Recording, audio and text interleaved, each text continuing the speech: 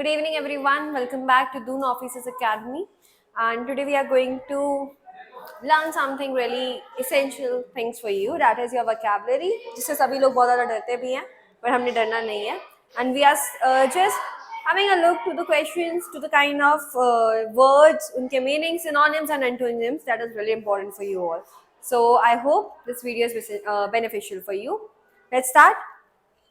The word is, I've told you, abet. ABET.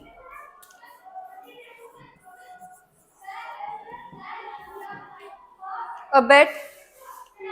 It means to encourage someone to do something. किसी को encourage करना किसी चीज को करने के लिए उसे हम बोलते हैं abet. ठीक है? So simple सा है.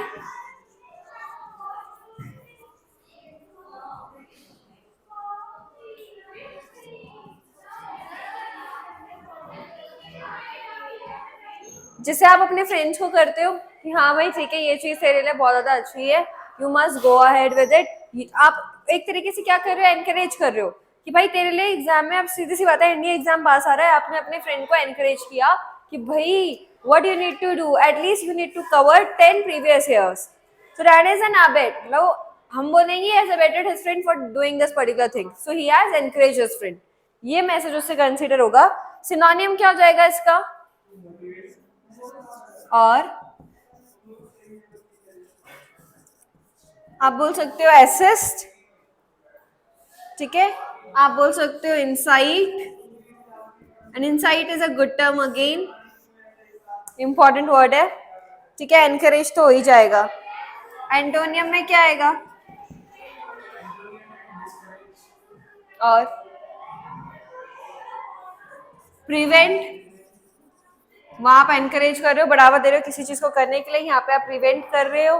ठीक है, डिस्करेज हो सकता है, डिमोटिवेट हो सकता है.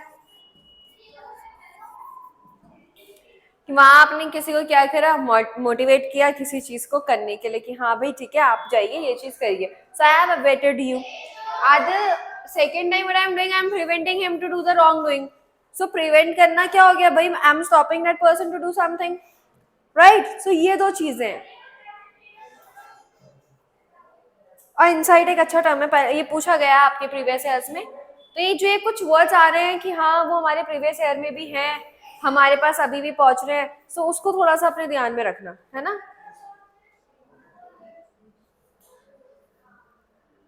द नेक्स्ट वर्ड लिखेंगे आप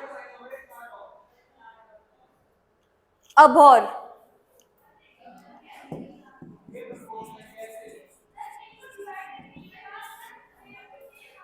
ABHOR, abhor. What does it mean, abhor?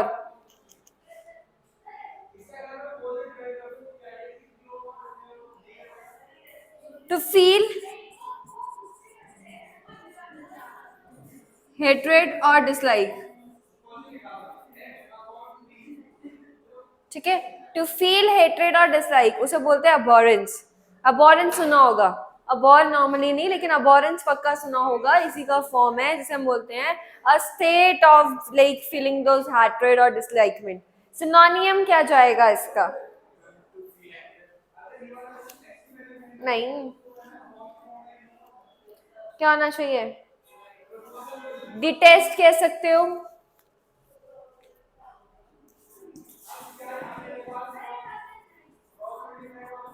This a word लोथ. लोथिंग सुना है? Loathing is its form itself. Loathing is like that feeling of hatred, feeling of not like enjoying that particular instance. ठीक है, feeling low, जो मतलब जो चीजें आपको फील हो रही है, आप फील कर रहे हो, है ना, उसके लिए बोलेंगे. So we have an example of it. The world would be like heaven if all the people abhor none.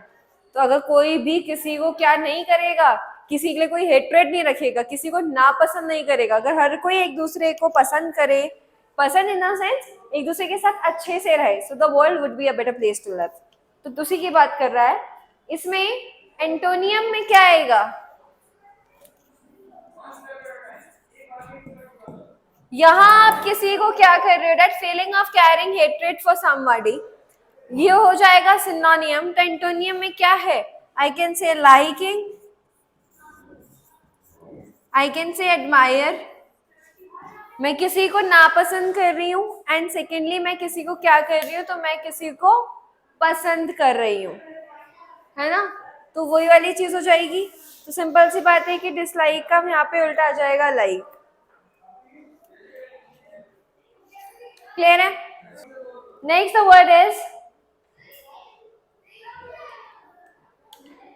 abnegate. It's again a good term, abnegate.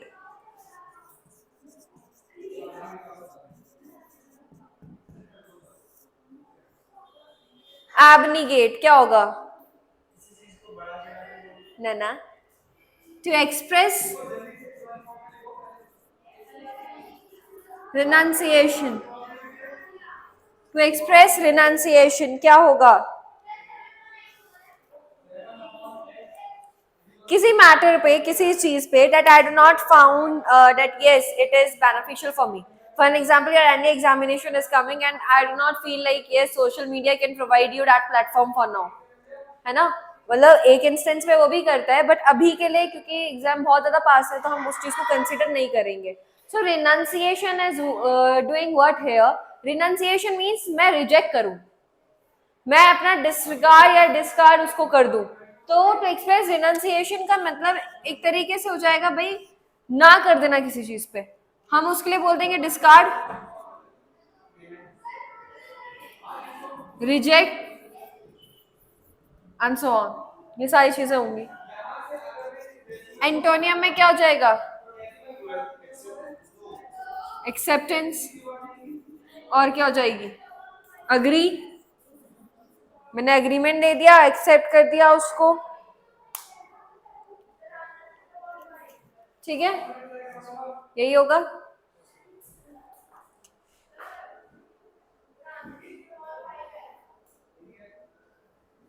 You know abrasive, the term abrasive.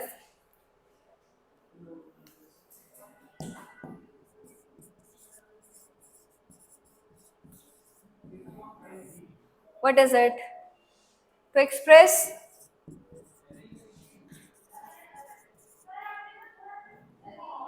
least feeling of concern. कोई ऐसा व्यक्ति, मैंने बोला he is really abrasive in nature, ठीक है, he do carry an abrasive nature. What is the term abrasive mean यार? abrasive का मतलब हो गया एक ऐसा व्यक्ति भाई जो दूसरे की भावनाओं को समझने के लिए इंटरेस्टेड नहीं है ना। काइंड ऑफ मैंने कहा कि भाई हम बोलते हैं ना कि एब्रेसिव नेचर है, जैसे हम नॉर्मल भाषा में बोलते हैं एरोगेंट, वो एरोगेंट है भाई, कौन बात करेगा उससे, है ना, उसके मूड का पता नहीं चलता, बहुत मूडी है, कौन बात करेगा। तो in that respect what I am doing, I am not doing anything, I am just analyzing the behavior. So abrasive is naturally count under nature or like behavior. It is a kind of behavior जिसमें मैं बता रही हूँ कि भाई वो एक ऐसा इंसान है, ठीक है, कि वो एक्सप्रेस करते हैं बहुत ही लीस्ट कंसर्न, लोगों के रिगार्डिंग उतना ज्यादा कंसर्न उसका नहीं है ना। तो हम उसको क्या बोल सकते हैं, यहाँ आप उसको रूड बोल सकते हो, अनकंसर्न कह सकते हो। सो आप लिखेंगे इसे रूड, अनकंसर्न्ड, अनकाइंड कह सकते हैं, राइट। एंटोनियम तो इजी हो गए इसके। एंटोनियम में क्या आ जाएगा? हाँ, कंसर्न हो जाएगा, काइंड आ जाएगा, प्लेजेंट आ जाएगा, फ्रेंडली आ जाएगा, एमिएबल आ जाएगा। यानी जितने जा रहे हैं, देखो सिनोनियम को फाइंड करने का एक टेक्निक अगर मैं आप लोगों के साथ शेयर करूं वो यही है, अगर मुझे एक के दो पता है, उन दो के मुझे क्या पता है ना। अगर मैं यहाँ पे रूड का मैंने भाई सिंपल से बोले वो रूड है, यहाँ मैंने बोल दिया कि वो हमारे साथ कैसा है, बहुत काइंड है ना, काम है, ठीक है। आपको उसके बाद अनकंसर्न यहाँ पे, तो ये तो कंसर्न हो ही गया कि भाई वो कैसा है, तो भाई वो बहुत ही ज्यादा कंसर्न नेचर का है, पेशेंस है। तो ये सारे के सारे, अब अगर मैंने इसी में बोल दिया आपको कि भाई फ्रेंडली है, यहाँ वो रूड है, यहाँ वो आपके साथ कैसा है, फ्रेंडली है, तो फ्रेंडली से ही मेरे दिमाग में और भी चीजें आ गई कि भाई फ्रेंडली है, तो भाई आगे जाके उसमें आ गया कि भाई एमिएबल भी एक वर्ड आ गया, है ना। हम इसमें हॉस्पिटैलिटी की बात और कर देंगे, यानी जितने टर्म में बाकी टर्म से भी डिराइव कर सकती हूँ, वो भी मेरे क्या चाहेंगे, वो भी मेरे एक तरीके से सिनोनियम्स ही होते हैं. सो ये पावर ऑफ वर्ड्स होती है. आपको एग्जाम में भी जब आप बैठे हो तो इस तरीके से सोचना कि हाँ ठीक है, मैं एटलीस्ट उससे कुछ मिलता जुलता आ रहा है तो उसका क्या होगा, क्या पता मुझे तभी भी समझ में आ जाए कि मुझे क्या यूज करना है. क्लियर है? Abstruse, you know, there's a word abstruse.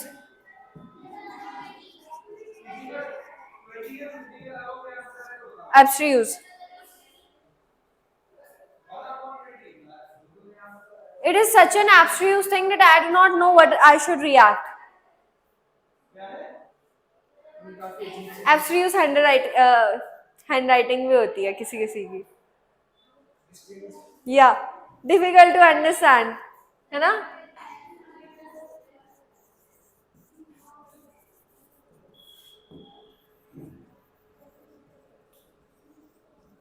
ठीक है, डिफिकल्ट टू अंडरस्टैंड.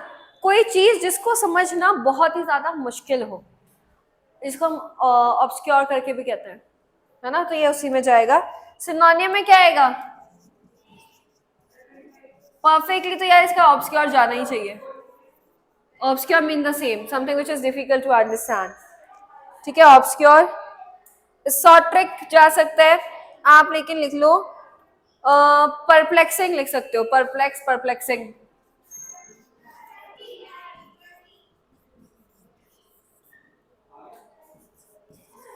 एंटोनियम में क्या आएगा? इजी, बिल्कुल इजी आ जाएगा, सिंपल. अंडरस्टेबल आ सकता है ना? क्लियर आ सकता है. ठीक है, ऑब्वियस आ सकता है. तो ये सारी की सारी चीजें जाएंगी. हाँ, इट्स इजी. हमें डिराइव करने पे आओ तो बहुत सारी चीजें चल जाएंगी, नॉर्मल सी बात है. Now it's again a good term and a previous one too. Absurd. Absurd. पूछा भी गया है यार ये. Absurd. It is a good term. Absurd का मतलब क्या होता है?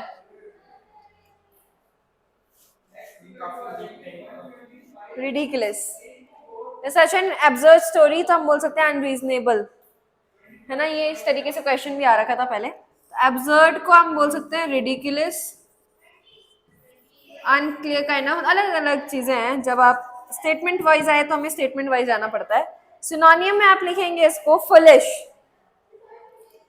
फुलिश सिनोनियम हो जाएगा एक तरीके से फुलिश, अनरीजनेबल. रिडिकुलस तो itself is a thing to understand. Strange हो सकता है ना? स्ट्रेंज भी इसमें ही आ जाता है, तो वहां भी चले जाएगा. एंटोनियम में क्या जाएगा? गुड, ठीक है. Reasonable, genuine, real. जेन्युइन से रियल हो गया, है ना? नॉन फिक्शियस हो गया. कितने नाम निकल सकते हैं फिर तो, क्योंकि फिक्शियस इज अगेन कि हाँ भाई फिक्शन बेस्ड हो जाती है, तो फिर कहीं ना कहीं इमेजिनेशन की पावर होती है. बट हम यहाँ पे वही लिख सकते हैं, जैसे ऊपर में इमेजिनेशन चल गया, नीचे में नॉन इमेजिनेटिव हो जाएगा, तो मतलब ये सारी चीजें चलती रहेंगी उसमें. क्लियर है? क्या होगा? कई लोग ये चीज बहुत ज्यादा बार करते हैं, बहुत ज्यादा बार करते हैं. एसेंचुएट का मतलब क्या होता है? नहीं, छोटी सी बात थी, बहुत नोटिसेबल कर दिया. हम कह सकते हैं to make something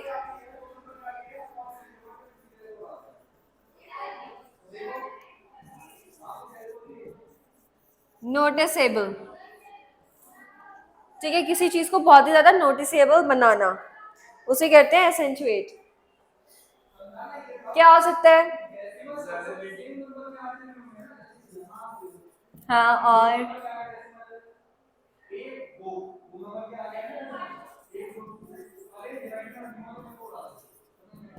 highlight, hype, exaggerate, है ना? ये सारी चीजें जाएंगी. एंटोनियम में क्या चल जाएगा?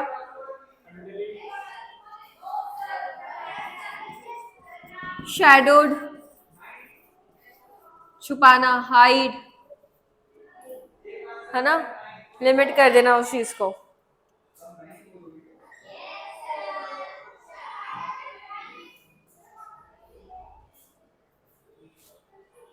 हो गया ये। The next word is एक्कलेड।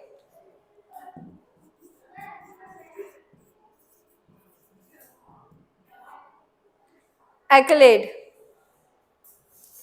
क्या होगा इसका मतलब?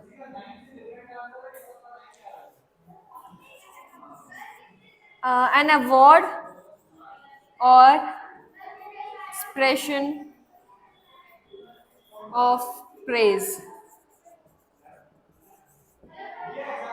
ठीक है, एक्सप्रेशन ऑफ प्रेज। सिनोनियम में क्या क्या होगा? एप्रिशिएट, ठीक है, अप्रिशिएट हो गया। और क्या हो सकता है? और हाँ, जिसे आप बोल सकते हो ऑनर, है ना। जब बात अप्रिशिएट की चल रही है और जहां बात प्रेज की चल रही है, प्रेज तो हो ही गया, और जब बात प्रेज की हो जाए तो एक इम्पॉर्टेंट टर्म जो कि आजकल चल ही रहा है वो कैसे ना आए, है नी। द इम्पॉर्टेंट वर्ड इज, जब आप बात करते हो प्रेज की तो प्रेज के साथ हम बात करेंगे लाउडेबल की। इसे नहीं बोल सकते, है ना। प्रेज की बात करोगे तो लाउडेबल की भी बात करोगे, प्रेज वर्दी यानी कि लाउडेबल होता है। एंटोनियम में क्या जाएगा? डिसऑनर हो जाएगा, बिल्कुल। और क्या हो सकता है? क्रिटिसाइज हो सकता है।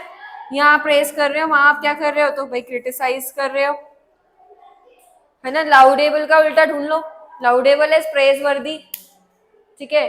वहां अगर लाउडेबल है तो भाई अप्रिशिएबल वर्क है, यहाँ पे उसका डिस्करेज हो गया, डिसरिगार्ड हो गया, ठीक है, डिसअप्रूव हो गया। मतलब बहुत सारी चीजें चले जाएंगी ऐसे ही करते हुए कि भाई हाँ फारदेस्ट में जाएंगी, नियरेस्ट में नहीं, लेकिन जाएंगी बहुत सारी। वहां आप किसी के वर्क को बहुत ज्यादा क्या कर रहे हो? अपलॉड कर रहे हो, यानी कि उसको बहुत ही ज्यादा प्रेज कर रहे हो, अप्रिशिएट कर रहे हो। दूसरी तरफ आप उसको क्या कर रहे हो? डिस्करेज कर रहे हो, क्रिटिसाइज कर रहे हो, ह्यूमिलिएट कर रहे हो। तो वो सारी के सारे एस्पेक्ट जो है, जो आपकी सारी की सारी चीजें हैं, वो चले जाएंगी इसके अंदर, ठीक है। Accord again a good term, PYQ है। अकॉर्ड का मतलब होता है बी हार्मोनियस और कंसिस्टेंट।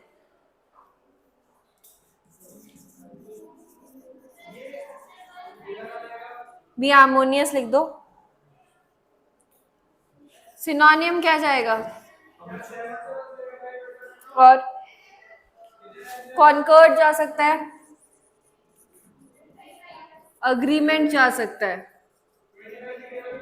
सहमति करके, कंसिस्टेंट, स्टेबिलिटी करके। एंटोनियम में क्या जाएगा?